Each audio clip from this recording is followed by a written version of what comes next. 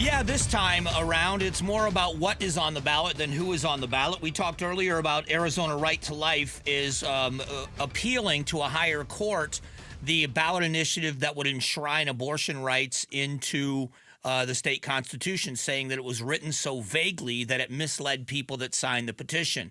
A lower court disagreed with that ruling or disagreed with that point of view, and so now they're appealing to a higher court. There are 7 states that will have, if this holds, there will be 7 states taking up the abortion issue. Again, I am a states' rights person. I like the idea that Roe v. Wade has gone back to the states, that we should be autonomous.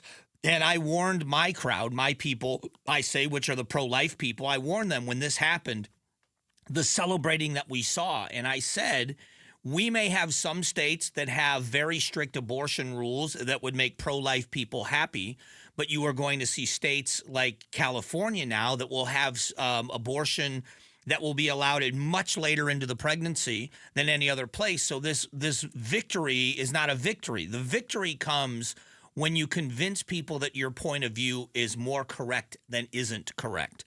That the fight shouldn't always be in the courts. The fight has to be for hearts and minds. And I think I'm being totally honest and respectful that people with my point of view from the pro-life crowd have relied too heavily on legislation and not enough on convincing people the conversation about when life begins. I think it's a valuable conversation. I can do it fairly dispassionately with people until you attack me. If you attack me and tell me that first of all, I shouldn't have an opinion because I'm a man. By the way, when Roe v. Wade was enshrined, all men on the Supreme Court, that I shouldn't have an opinion as a man, or that I want to control women, well, then we're going to go sideways in the conversation, not on the topic, but on your accusation of me. But if we have the conversation about when we believe life begins, that when it legitimately becomes a human life, a child, and deserves constitutional protection, then we have a valuable conversation. And we may never come to an agreement, but at least it is a respectful conversation about what the reality of the question is. What's interesting about all of this, there are 2 Supreme Court justices in Arizona that will not be listening to SCR 1040. This group says SCR 1040 is unconstitutional because it bore a deceptive title, contained more than a single amendment to the state constitution. This has to do with judge retention. Well, a lot of this goes back because of a ruling about the abortion law in Arizona. Now, what's interesting about this is that when the decision was made on do we default back to an 1864 law, does the 15-week law go into effect, the Supreme Court in Arizona had to make a decision on which one was the appropriate law. And Clint Ballot, one of the justices, rightfully looked at the law, which was written and said the new law with 15 weeks was not meant to supersede any existing law. Now, there are many people, myself included, that think that the pro-life crowd, in anticipation of the end of Roe v. Wade, wrote that law that way so that if Roe v. Wade was then sent back to the states, that we would default back to a much stricter law. I think it was a bad plan, but I think that was the plan. So I think that Justice Ballot did exactly what the law requires. And this is the issue, is you do the right thing in what the law says, but people don't like what the law says. And so you go back and say, well, then write the law differently. All I'm saying is I'm interpreting the law. I'm not saying I like it. I'm not saying I dislike it. But that's what the law says. That's the way your legislators wrote the law. And so he made the right legal decision. And for that, there are many people that want to oust him for no reason whatsoever than an interpretation of what he saw in the law. And this is what's bothersome, that this idea that we're going to oust people that disagree with us. But the law was clearly written. And this, I get a little defensive because I don't know the Bollocks very well. I know them. I don't know them very well. But they are good people. He's a good guy. He is an honest man. And he makes a decision that some other people don't agree with.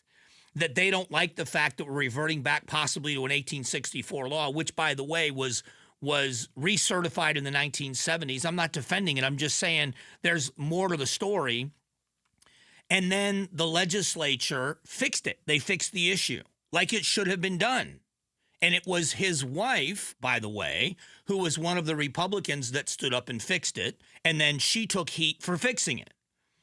So when you do what's required and you stand up and say, well, this is what it says. This is what my job says.